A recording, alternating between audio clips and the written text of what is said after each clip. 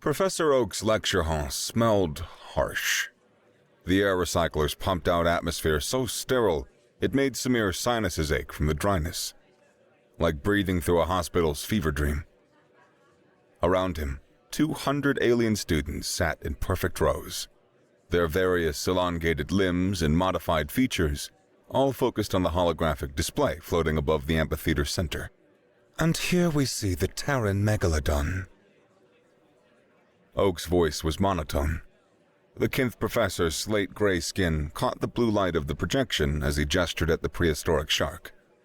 20 meters of pure predator efficiency. Surely this must be... Professor! A Zalathi student's hand shot up. Her copper-toned fingers splayed wide. The Tyrannosaur clearly dominated the land-based ecosystem for... Incorrect. Another voice. This one from a Vexian whose obsidian skin seemed to absorb light rather than reflect it. The orca demonstrates cooperative hunting strategies that... Samir slouched deeper into his seat and tried not to laugh. They were doing it again. Every xenobiology class, same dance, different planet. Show the aliens some Earth predators. Watch them argue about teeth and claws like they were comparing trading cards. The debate ping-ponged around the hall for another 10 minutes. Saltwater crocodiles, polar bears, someone even suggested mosquitoes, which earned them a withering look from Oaks that could have stripped paint. Then, the professor's large, dark eyes found him. The only human in a sea of elongated limbs and restructured faces. Mr. Kadem. Oak's pronunciation made his last name sound like a sneeze. You've been remarkably quiet. Perhaps you'd grace us with the Terran perspective. What is Earth's apex predator? The halls were silent. 200 pairs of variously sized eyes turned to stare at him. Samir sat up slowly, like a big cat that had been pretending to nap. He didn't speak. Instead, he smiled. Not the polite, diplomatic smile they taught in the orientation videos, but something older and infinitely more concerning, and pointed a thumb at his chest. The laughter started immediately. A Gornak in the front row actually snorted, which sounded like someone trying to start a chainsaw underwater. The Zalathi who championed T-Rex was practically vibrating with amusement. Fascinating, Oak said, though his tone suggested he found it anything but. Mr. Kadem believes he is Earth's apex predator. Perhaps you care to elaborate? I assume you're not suggesting you could personally best a megalodon in combat. Samir stood. At barely 170 centimeters, he was dwarfed by most of the aliens in the room. His university-issued jumpsuit had stains from this morning's coffee, and something that might have been yesterday's lunch. He looked about as threatening as a slightly rumpled bed. You're looking for the biggest teeth, he said, voice carrying despite its softness. Wrong metric. Oh. Oak's head tilted, a gesture that his species probably thought looked thoughtful, but mostly made him resemble a confused owl. Then enlighten us. What is the correct metric for determining an apex predator? Samir walked down to the front of the hall. Hands in his pockets. Every step was deliberate, unhurried. Predator, if you knew what to look for. The apex predator, he said, stopping just outside Oak's personal space, isn't the one that wins the fight. Any idiot with enough teeth can win a fight. He glanced at the hologram of the megalodon, then back at Oak's. The apex predator is the one that wins the evolutionary war, not the daily battle. It is the species that can burn down a forest to draw out all the prey. Silence. That seems... Oakes paused, searching for the right word. Wasteful. Exactly. Samir's grin widened. The apex predator is wasteful. Magnificently, catastrophically wasteful. Because it can afford to be. Because it doesn't just survive in the food chain. It builds it, breaks it, and rewrites it. A Vexian student, not the obsidian-skinned one from earlier, but close enough to be a relative, raised her hand. You're suggesting humans are apex predators because of environmental destruction. I'm suggesting, Samir said, turning to face the class, that every other predator on Earth evolved to fit into an ecosystem.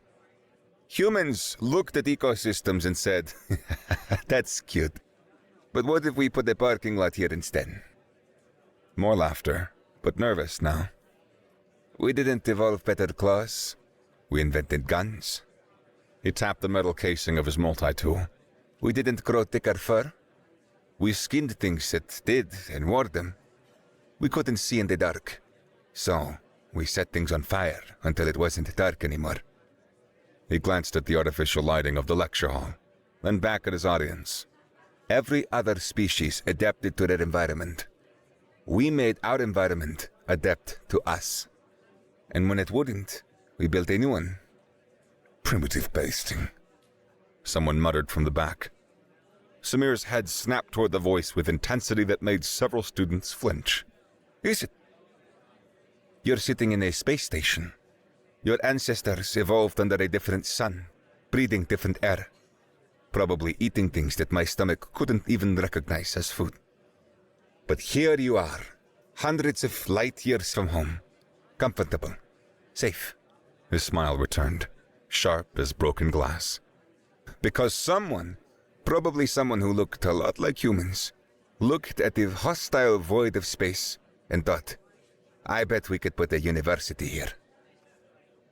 Professor Oakes cleared his throat, a sound like gravel in a disposal unit. An interesting philosophical argument, Mr. Kadem, but hardly scientific. The assignment was to identify Earth's apex predator based on demonstrable biological advantages, not cultural speculation. You want demonstrable? Samir pulled out his beaten-up multi-tool, flicking open the knife blade. Several students tensed. This is steel, sharpened metal. Show me the biological advantage that tops the ability to turn rocks into weapons. Show me the claws that outmatch the species that looked at lightning and thought, I want that in my house. He folded the knife away, the click abnormally loud in the silence. But sure, let's talk biology. Humans are persistence hunters. We can't outrun a gazelle, but we can follow it for hours, days. We just keep coming. Other predators sprint. We marathon. They hide from the sun. We sweat. They need to catch their prey quickly or starve. We packed lunches and took our time. A Kent student raised a trembling hand. But surely... You want to know what the human children do for fun? Samir interrupted. They play tag. Chase each other around until someone gets tired. Except humans don't get tired. Not the way other animals do. We turned our primary hunting strategy into children's game because we're so good at it. It's literally recreational. The hall had gone very quiet now. Even Oakes seemed unsettled. The apex predator, Samir continued, voice dropping to barely above a whisper that somehow carried to each corner of the room, isn't the one with the biggest teeth or sharpest claws. It is the one that makes the rules. It is the one that decides which species get to exist and which ones become museum displays. It's the one that can look at any environment, any ecosystem, and carefully balance billion-year-old system and say, I think I'll change this. He turned back to Oakes. So yeah, Professor, when you ask what Earth's apex predator is, he tapped his chest again. The answer is the species that's having this conversation in a tin can floating in space, because we got bored of only having one planet to play with. The silence stretched like taffy. Finally, Oakes spoke. An unorthodox interpretation, Mr. Kadem. Though I suspect your reasoning is flawed by sample bias and... An alarm cut through the air, sharp and urgent. Every screen in the hall flashed the same message. Ecological emergency. Athenaeum Biodome. All senior staff report. Oak's large eyes somehow got larger. Class dismissed, he said, already moving toward the door. We will revisit this discussion next session. As students filed out, muttering and casting glances at Samir, he remained standing at front of the hall. The hologram of the megalodon still hung in the air, all those impressive teeth frozen in a permanent threat display. Cute fish, he said to no one in particular. but it couldn't fix a broken ecosystem. The projection flickered and died, leaving him alone with his reflection in the dark screen. He was smiling again, but this time it reached his eyes. Time to see if the universe was ready for a practical demonstration. The maintenance corridor under Section C reeked of industrial solvents and broken dreams. Samir found Dale exactly where he always did during shift break, tucked into an alcove behind the water recyclers. Thick fingers wrapped around a mug of something that looked like coffee but smelled like motor oil. Dale was the first person on the station who hadn't looked at him like a museum exhibit. He saw another guy on a long shift. Thought you had class, Dale grumbled. The Gornak's face was all heavy bones and permanent scowl, like someone had carved a bouncer out of granite and forgot to add the smile function. Got out early. Ecological emergency at the Athenaeum. Dale snorted. Everything's an emergency with these people. Toilets backed up, it's a critical sanitation event. Someone sneezes wrong, it's a potential biological cascade. He gestured at Samir with his mug. What are you doing down here with us real workers? Samir produced 2 Earth cigarettes from his jacket pocket. Real tobacco, not the synthesized stuff. Dale's scowl softened into something that might have been affection if you squinted. You beautiful bastard. They lit up in companionable silence, smoke curling up toward the ventilation grates. Dale's AI implant chirped disapprovingly.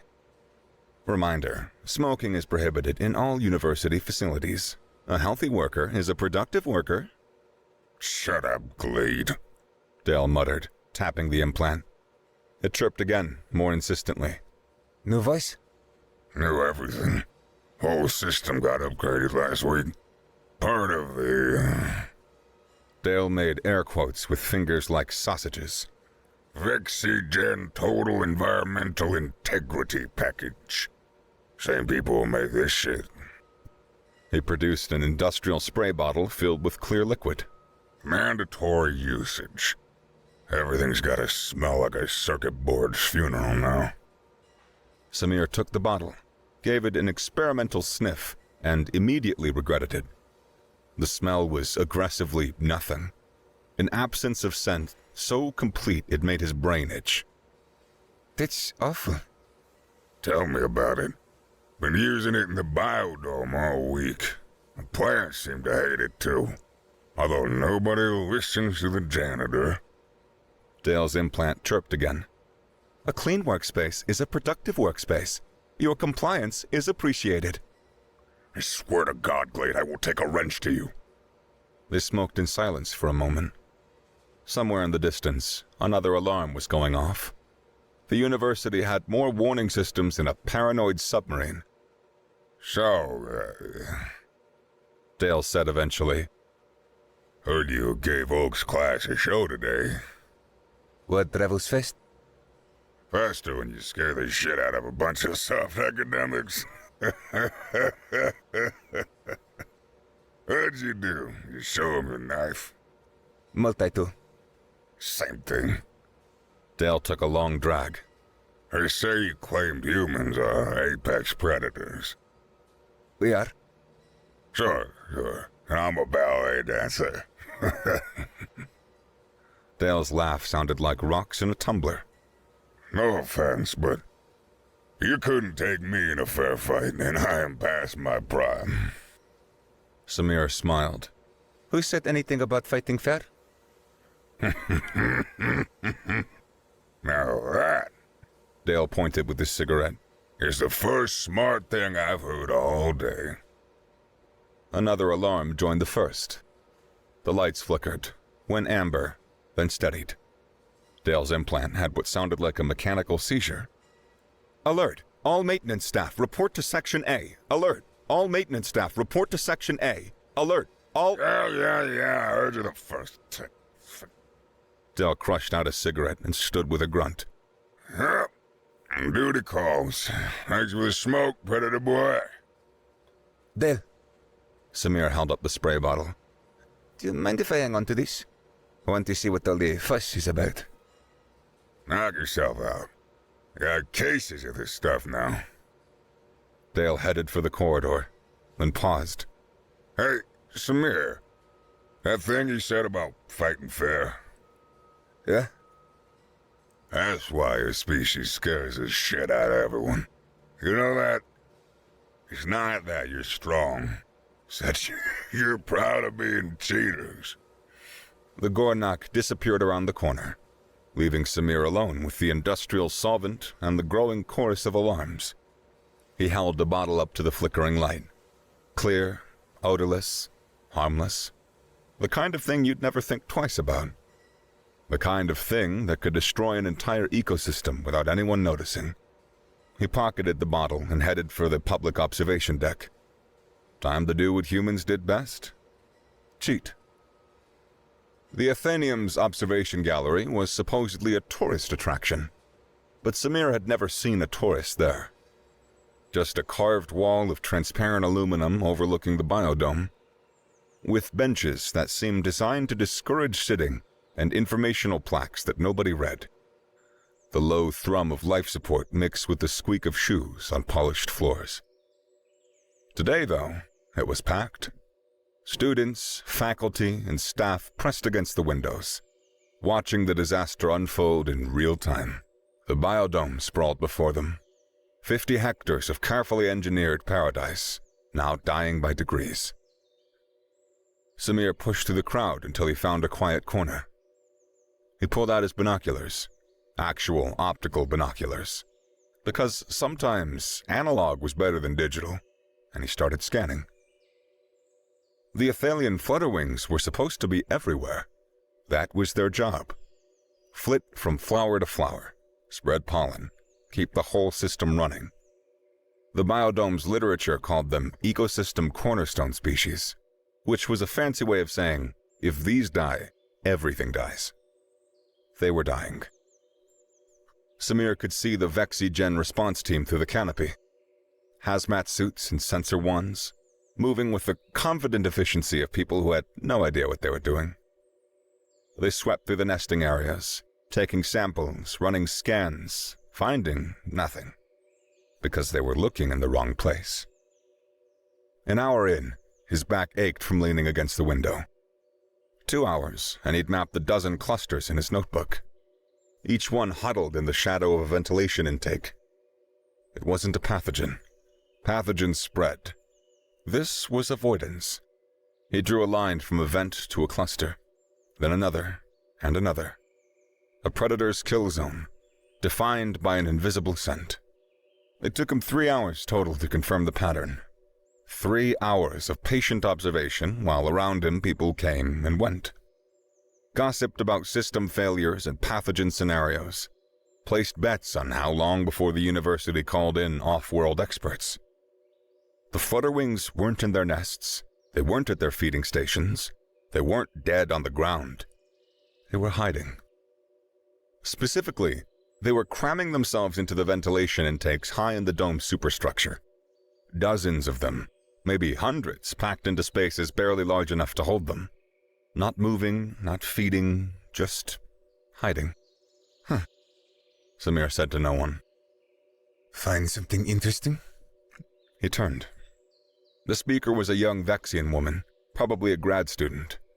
Her obsidian skin had the kind of polish that came from money and good genetics. Designer clothes that cost more than his scholarship. The kind of person who never had to share a smoke with a janitor to get information. Maybe, he said. She moved closer, close enough that he could smell her perfume. Something alien and expensive. I'm Kezra Ashi. My family's company is handling the remediation.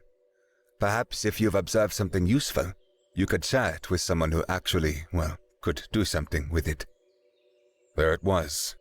The casual superiority, smooth as silk. We're the experts. You're just something primitive on scholarship.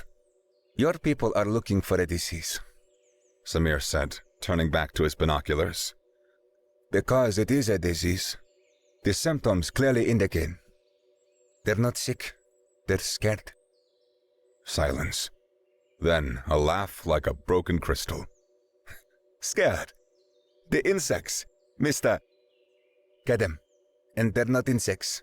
They're more like hummingbirds. If hummingbirds were telepathic and could see in ultraviolet. He adjusted the focus. Look at where they are. Not randomly distributed. Not clustered around food sources. They're specifically hiding near the ventilation intakes. That proves nothing except... When's the last time that you were scared? Samir interrupted. Really scared.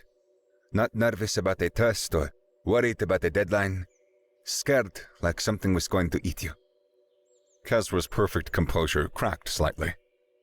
I don't see how that's relevant. Humans have this leftover bit of evolution. When we're scared, really scared, we get small. Try to take up less space. Hide in corners, under things, in closets. It's stupid. A closet won't stop a predator. But we do it anyway because, for 1,000,000 years, getting small and hiding kept us alive. He lowered the binoculars, met her dark eyes. Your flutterwings are doing the same thing. They're not sick. They're terrified. The question is, of what? That is ridiculous. There are no predators in the biodome. It is a controlled environment. Right, controlled. Samir pulled out the spray bottle he'd gotten from Dale. Your family make this? She glanced at it, dismissive. Our consumer sanitation division. What does that have to do with? When did they start using it in the dome? I don't see how. When? Something in his voice made her step back. Just a little, but enough. 2 weeks ago. Part of a new maintenance protocol. But it's completely harmless. We run extensive tests. On flutterwings? No. Standard toxicity panels. But here's a fun fact about Earth, Samir said, turning back to the window. We have these flowers called orchids. Some of them evolved to smell exactly like female wasps. Males come looking for a mate. They get covered in pollen instead. Reproductive hack based entirely on smell. He could see a reflection in the glass, processing. Now, he continued, what do you think happens if you accidentally create this smell that mimics something else? Not a mate, but maybe a predator. The chemical composition is designed to be odorless to you, to me, to your standard test species. He held up the bottle. The aggressively nothing smell seemed to crawl up his sinuses, making the back of his throat itch. But what about to something that sees smell the way that we see color? What if your perfectly harmless cleaning solution smells exactly like something that eats flutterwings? Kezra was quiet for a long moment. When she spoke, her voice had lost its polish. That would be catastrophic? Yeah. Samir capped the binoculars. She stared at him, then at the bottle, then at the dying biodome below. I need to make some calls, she said finally. You do that. She turned to leave, then paused. Why are you helping? This could destroy my family's reputation. Samir smiled, and for the first time since landing on this station, it was genuine. Because that's what apex predators do. We see a problem, we solve it. Not because we have to, but because we can. Kezra left, moving with the kind of purpose that meant someone was about to have a very bad day. Samir stayed at the window, watching the flutterwings huddle in their artificial caves, waiting for a predator that didn't exist.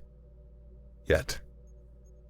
Professor Oak's office looked like someone had tried to organize chaos and given up halfway through. Books, actual physical books, competed for space with datapads, specimen jars, and what appeared to be a skeleton of something with too many legs.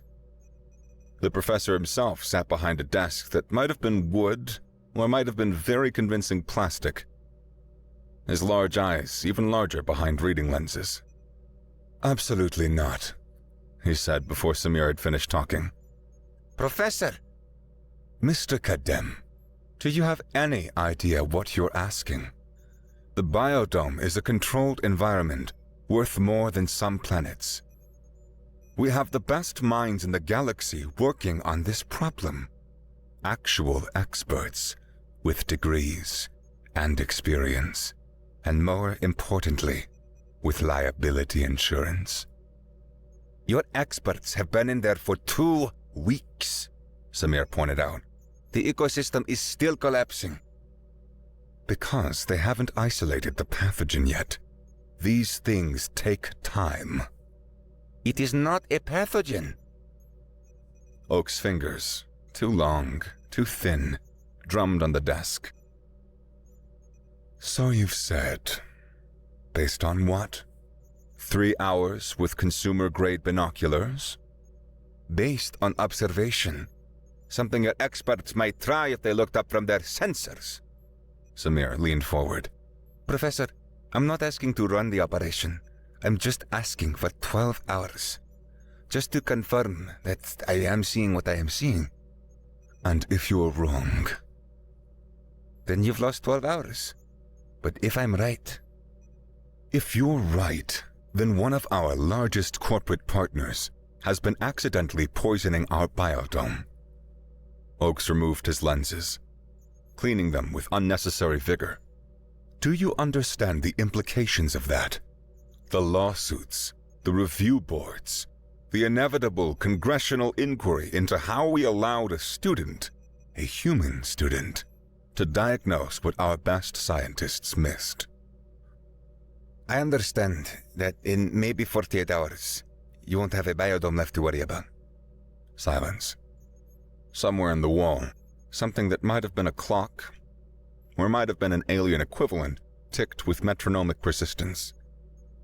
You were wrong, you know, Oak said finally, in class, about humans being apex predators. Was I? Yes.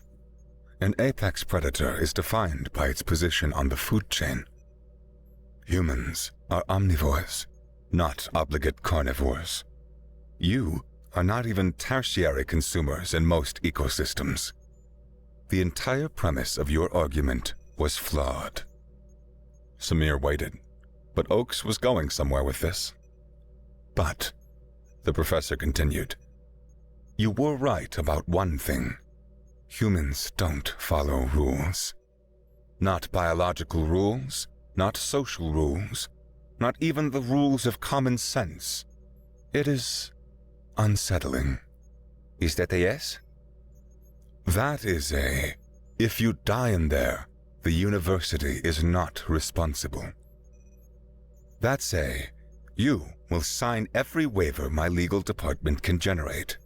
That is a, if you so much as breathe wrong on a protected species, I will personally ensure you are expelled and deported. But it's a yes. Oak's sigh sounded like air escaping from a punctured tire. 12 hours. No equipment beyond basic tools. No interference with the remediation team. Observation only. Deal. And Mr. Kadem, if you are wrong about this, if this is just some elaborate attempt to prove your ridiculous apex predator theory, then I'll go back to being the weird human who sits in the back of your class. Samir stood. But I am not wrong. Confidence. Another unsettling human trait. Oakes was already pulling up waiver forms on his screen. Report to Entrance 7 at 0600. Bring whatever primitive tools you think you need. And Mr. Kadem. Yeah? Try not to let them see you smile like that. It's disturbing. Samir's grin widened. No promises. The biodome at 0600 was a cathedral of dying light. Morning filtered through the canopy in streams of gold and green. Beautiful enough to break your heart if you didn't notice how quiet it was. should have been a symphony of buzzing wings and chittering calls. Instead, just the whisper of climate control and the distant hum of machinery trying to keep a corpse breathing. Samir entered through the service lock, one pack slung over one shoulder. The Vexigen security guard had given him the kind of look reserved for crazy people and terminal patients. Maybe both. The smell hit him first. Not death, not yet, but something close. That green smell going brown at the edges. Plant stress pheromones, if he remembered his textbook right. The whole dome screaming in chemical silence. He pulled out his notebook, real paper, because sometimes you needed to sketch what you saw, and started walking. Past the automated feeding stations, their sugar water fountains still pumping for visitors that wouldn't come. Past the interpretive signs explaining the delicate balance of this artificial ecosystem in 6 languages, none of them quite capturing how fucked everything was. The Vexigen team was easy to avoid. They moved in predictable patterns, grid-searching with the kind of methodical efficiency that missed everything important. Samir went the other way, following maintenance paths and service corridors, letting his feet find the quiet spaces. It took him 2 hours to locate a cluster of flutterwings. They were crammed into a ventilation shaft 30 meters up, packed so tight their iridescent wings overlapped like broken stained glass. He sat cross-legged beneath them and just watched. No movement, no feeding behavior, just occasional shivers that rippled through the group like wind through leaves. Not sick. He muttered, making notes. Roosting pattern consistent with anti-predator response, but responding to what? He thought about Earth, about deer freezing at wolf scent carried on wind, about mice going still when hawk shadows passed overhead, about his own species, huddled in caves, learning which smells meant death. The cleaning solution had to be. Knowing and proving were different things. He spent the next 4 hours mapping. Every cluster, every hiding spot, every terrified creature pressed into spaces too small for comfort. The pattern was clear if you looked for it. They weren't randomly distributed. They were specifically avoiding the main ventilation outputs, the places where Dale's circuit board funeral smell would be strongest. By noon, he filled half his notebook with observations, behavioral patterns, cluster locations, even sketches of their stress postures. The kind of old-school fieldwork that had gone out of fashion when everyone decided sensors were better than eyes. He was settling in to observe a particularly large cluster when footsteps echoed behind him. Heavy, mechanical, not trying to be quiet. You the human? Samir turned. The Gornak maintenance worker was built like Dale, but younger, carrying an industrial sprayer that looked military-grade. Depends who's asking. Dale sent me. Said that you might want to see this. The Gornak, his coveralls read Griff, held up the sprayer. New solution. Just got delivered. Part of the emergency protocol. Samir stood slowly. Same manufacturer? Yeah, a different formula. Supposed to be better, more complete coverage or something. Griff shrugged. Boss says spray everything twice. Union says that's double shifts. So everyone's happy except for my back. Can I see it? Griff handed the sprayer over. Same clear liquid, but this time, when Samir sniffed it, there was something else. Still that aggressive nothing, but with an undertone of something sharp. Chemical. Wrong. They made it stronger, he said. That's good, right? Kill whatever's making them sick? They're not sick. Samir handed back the sprayer. Where are you supposed to start? Section C. Work my way through all systematic like. Section C. Highest concentration of hiding flutterwings. If they started spraying there. Griff, how much do you like your job? The Gornak's expression was unreadable. Why? Because I'm about to ask you to do something that might get you fired. And Dale said you might say that. Griff set down the sprayer. He also said you gave him real cigarettes. Earth ones. I might have a few more. And I'm listening. Finding a calm flutterwing took another hour. Samir finally spotted one in the quarantine section, a smaller dome within the dome, sealed off for 6 specimens. This one had been isolated before the crisis, some minor wing injury that needed healing. It was the only one in the entire biodome still moving normally. Well, there's your proof right there.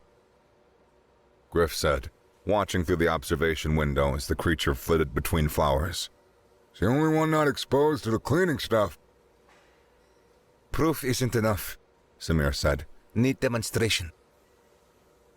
He'd rigged together something that would have made his university's ethics board faint. A small cloth soaked in the original cleaning solution. Attached to a long pole made from bound-together maintenance tools. Crude, but functional. Human engineering at its finest. Are you sure about this? Griff asked. No, but being sure is for people with better options. They entered through the quarantine airlock. The flutterwing, about the size of Samir's palm, wings like oil on water. Barely noticed them at first. It was focused on a flowering vine, proboscis extended, doing what a million years of evolution had programmed it to do. Samir extended the pole slowly, placing the cloth about 3 meters upwind, far enough not to seem like an immediate threat, close enough for the scent to carry. For 5 seconds, nothing. Then, the entire flutterwing's body convulsed. Its wings snapped tight against its body. Proboscis retracted so fast it looked painful. A sound came from it, high, thin, barely audible. The kind of sound that made every evolutionary alarm in Samir's brain light up, even though he'd never heard it before. The creature shot towards the nearest dark corner like it had been fired from a gun, wedging itself into a gap between 2 support struts. In seconds, it had gone from peaceful pollinator to terrified prey. Holy shit. Griff whispered. Samir pulled back the pole, removed the cloth, sealed it in a specimen bag.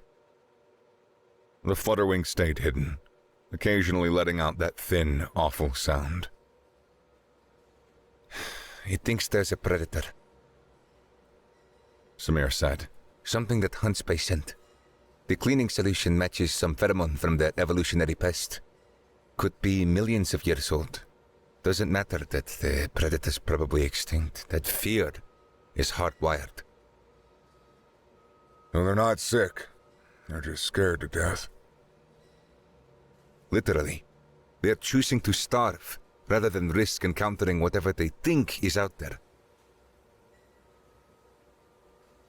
Griff was already pulling out his comm unit. I gotta tell the boss, this is... Wait. Samir caught his arm. Tell Dale first. Have him document everything. Times, dates, which solutions were used and where. Do the paper trail. Why? Because in about an hour, I'm going to accuse one of the university's biggest corporate partners of accidentally committing ecosystem genocide. Samir's smile was sharp. I want to make sure that credit goes where it's due. The emergency faculty meeting had the energy of a funeral where nobody liked the deceased, but everyone pretended they cared. Samir stood at the front of the conference room, still in his stained jumpsuit, facing a sea of disapproving faces. Professor Oakes sat at the head of the table, looking like he was regretting every decision that had led to this moment. Kezra Ashi was here too, somehow managing to look both furious and terrified.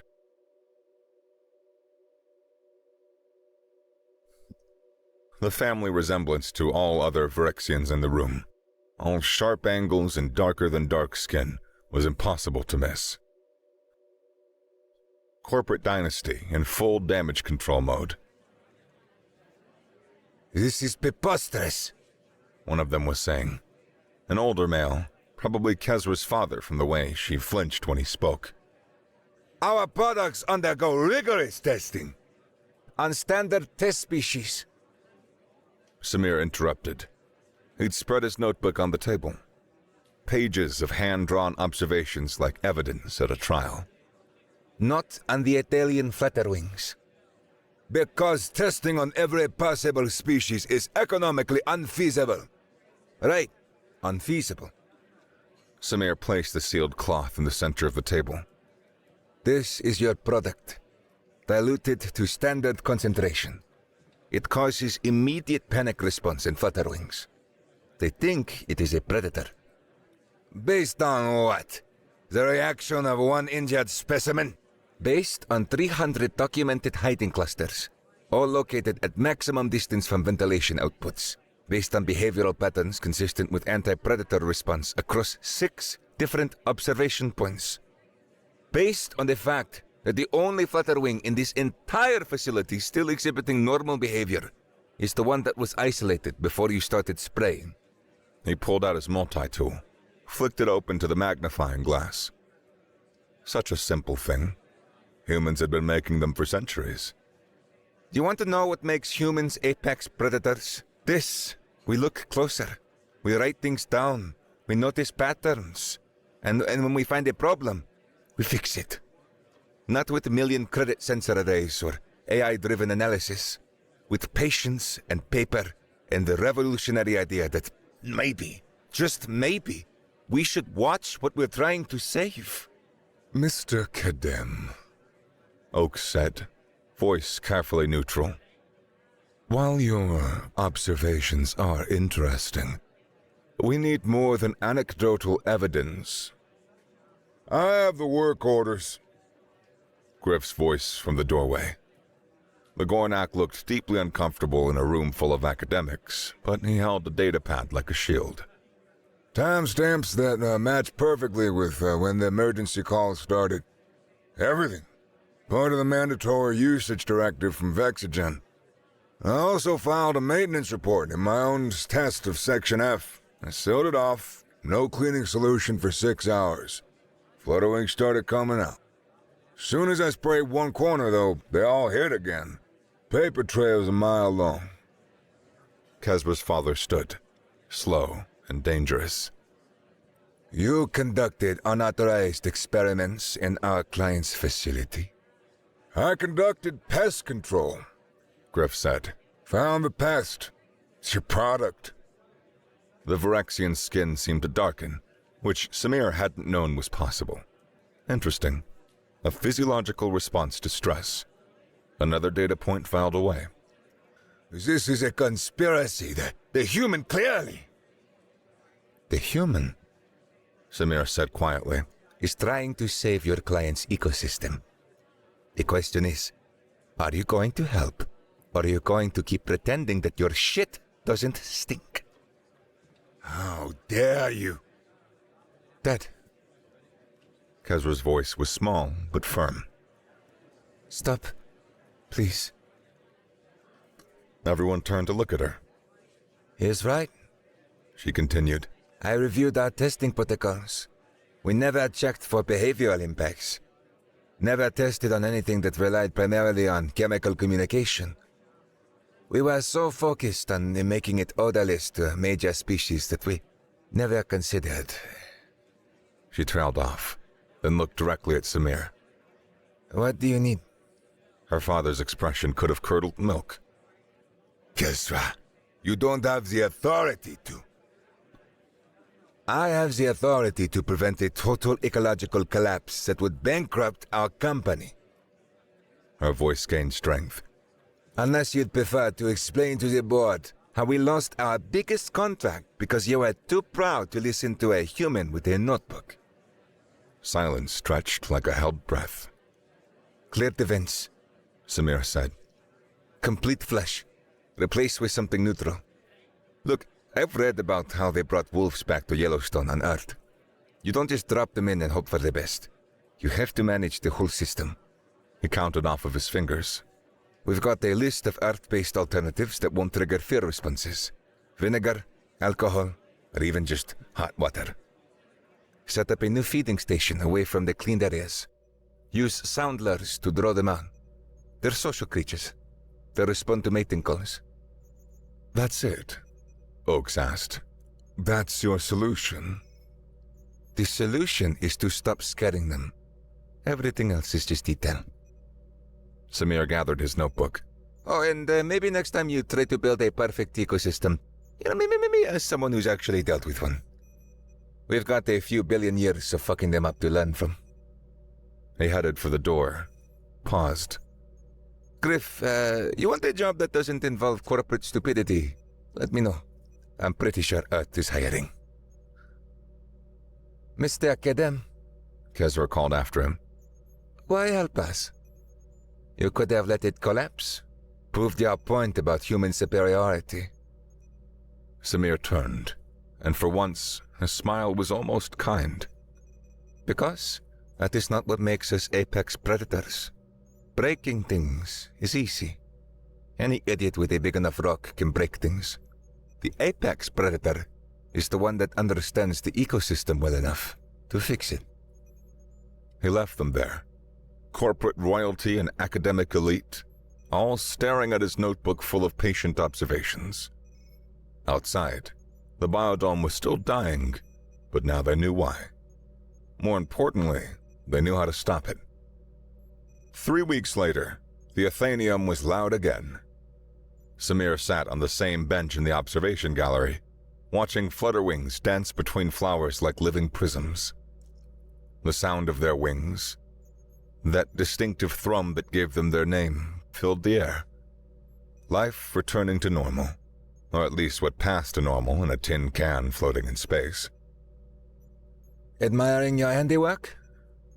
He didn't turn. He'd heard Kezra coming. Expensive shoes made a particular sound on station flooring. Not mine, he said. Just pointed out the obvious. She sat beside him, close enough to be friendly, far enough to be professional. The board voted to recall their entire product line. It is costing us millions. Better than billions? My father disagrees. He's been relocated to our manufacturing division on Kepler 442b. That's 40 light years away from anything interesting? 43. She pulled out a familiar-looking bottle. Not cleaning solution, something amber and probably alcoholic. I thought you might appreciate this. Real Earth whiskey. Pre-war. Samir accepted the bottle, took a sip. It burned in all the right ways. Bribery. Gratitude. She took the bottle back, drank without wincing. And maybe a job offer. I don't do corporate. I know. That's why I want you. She handed him a data pad. A new division. Practical ecosystem management. No lab coats, no computer models.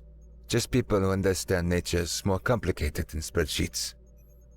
Run by me. With significant autonomy and a mandate to hire whoever I need. She met his eyes. Even smart-ass humans who think they are apex predators. Samir read through the offer.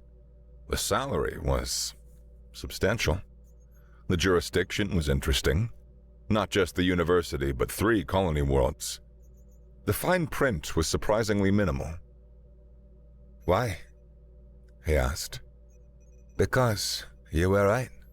We have been so focused on controlling environments that we forgot to understand them. My family spent 3 generations building perfect systems. Maybe it's time we learned from people who have spent 3 million years breaking them. A flutterwing landed on the window near them, wings catching the light. It cleaned its antenna with delicate leg movements, completely unafraid. I get to hire my own team, Samir said.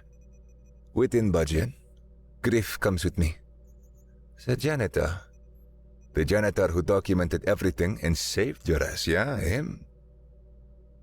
Kezra smiled. It looked good on her. Done. And I need access to Earth databases. All of them. The good, the bad, and the catastrophic. Why? Because humans have made every possible mistake when it comes to ecosystems. Introduced cane toads to eat beetles. Brought rabbits to Australia. Decided sparrows were pests and caused the famine.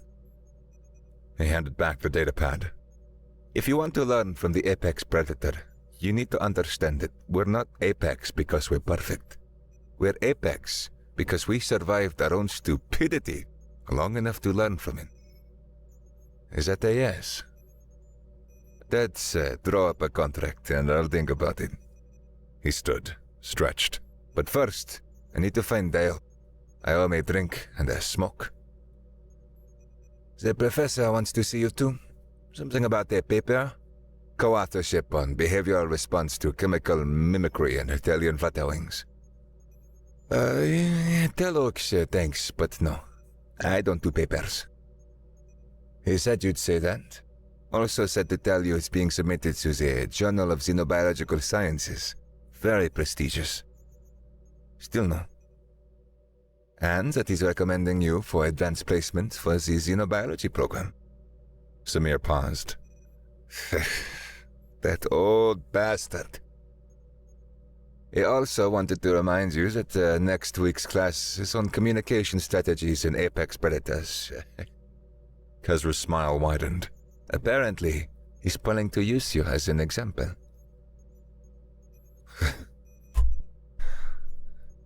Of course he is. But Samir was smiling too. Tell him I'll be there. Yeah, someone needs to keep him honest. He headed for the exit, hands in his pockets. Behind him, Kezra called out. So, what does make humans apex predators? Really? Samir stopped at the door, turned back. The biodome spread out below them, teeming with life that had nearly been lost to something as simple as the wrong smell. We notice things, he said. We write them down. We learn from them. And when everything goes to hell, we're the ones who remember that sometimes this solution isn't complex. Sometimes you just need to stop spraying fear and stop playing love songs. That's it. That's everything. He gave her a mock salute. Let me know about that contract. And, Kezra, next time your family wants to clean something, maybe you start with asking what lives there. He left her there, silhouetted against the thriving ecosystem. Outside, the station hummed with its usual chaos. Alarms that meant nothing, people rushing everywhere, the endless dance of civilization balanced on the edge of vacuum. Samir pulled out his last Earth cigarette, looked at it, and put it back. He'd save it for Dale. The old Gornak had earned it. Besides, he had a feeling he'd be buying more soon. Earth tobacco for alien friends. Human solutions for cosmic problems. The apex predator's real job. Not ruling the jungle, but keeping it alive. Even if the jungle was a biodome, and the predators were just scared of ghosts. Especially then. The main viewport on level C offered the best view of the gas giant below. A swirling masterpiece of storms and chemistry that made Earth-Jupiter look understated. Samir stood there at what passed for sunset on the station, watching the light show. The cigarette tasted like home. Smoke curled up toward the atmospheric processors, probably setting off a dozen sensors. Sure enough, his comm unit buzzed. Security alert, unauthorized combustion, level C viewport. He smiled. Oaks would have gotten the same alert, knowing exactly who was breaking that particular rule in that particular spot. Right on cue, the security drone zipped around the corner, red lights flashing like an angry Christmas ornament. Warning, unauthorized combustion of organic materials. Please extinguish and accept your fine. Yeah. Samir didn't move. Add it to my tab. Second warning, unauthorized combustion. Security unit, stand down. Professor Oak's voice crackled through the drone speakers, dry as academic papers. Override code Oaks Alpha 7. Mr. Kadem has discretionary privileges. The drone's lights flickered from red to green. It hovered, confused by its own contradictions, then zipped away to bother someone else. Samir took another drag, slower this time. They could see the Athenium from here, its transparent dome glowing with healthy golden light. Somewhere in there, flutterwings were doing their job, oblivious to how close they'd come to extinction. Thanks, Professor, he said to the empty corridor. Don't make me regret it. Oak's voice was fainter now, probably walking away from whatever console he'd used. And Mr. Kadem, try to remember that being an apex predator doesn't mean you can smoke wherever you please. Doesn't it, though? A pause, then barely audible. I'll see you in class, Mr. Kadem. The comm clicked off. Samir finished his cigarette in peaceful silence, watching storms bigger than worlds spin through their ancient patterns. Tomorrow there'd be meetings about the new job, paperwork for the program, probably another crisis somewhere that needed fixing. But right now, he was just a human standing at a window, breaking a small rule because he could. Because sometimes the most important thing about being an apex predator wasn't the big gestures or the dramatic saves. Sometimes it was knowing that the rules bent around you just a little, just enough. He stubbed out the cigarette, pocketed the butt, leave no trace, the ranger way, and headed back into the station. Behind him, the universe spun on, indifferent and vast. But in this small corner, in this tin can floating in nothing, humanity had left its mark. Not with claws or teeth or overwhelming force, but with patience, observation, and the radical idea that understanding something was the first step to controlling it. The apex predator walked away, and the station adjusted itself around him, one small rule at a time. After all, that's what ecosystems did when the apex predator decided to stay. They adapted.